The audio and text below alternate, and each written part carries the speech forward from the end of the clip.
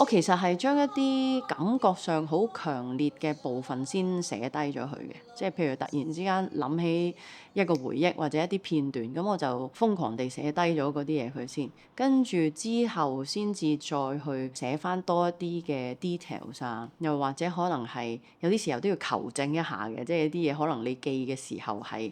唔係咁啱啊，或者唔係咁準確嘅，咁就會之後再做翻嗰一啲嘅部分咯。咁當呢啲好多嘅碎片出現咗嘅時候咧，就再揾一啲方法啊，可能係歌啊、相啊，跟住就將佢哋串連埋一齊咯。好多部分都係情感好強烈嘅。咁情感強烈都有好多唔同面向嘅，即係譬如有啲係會令你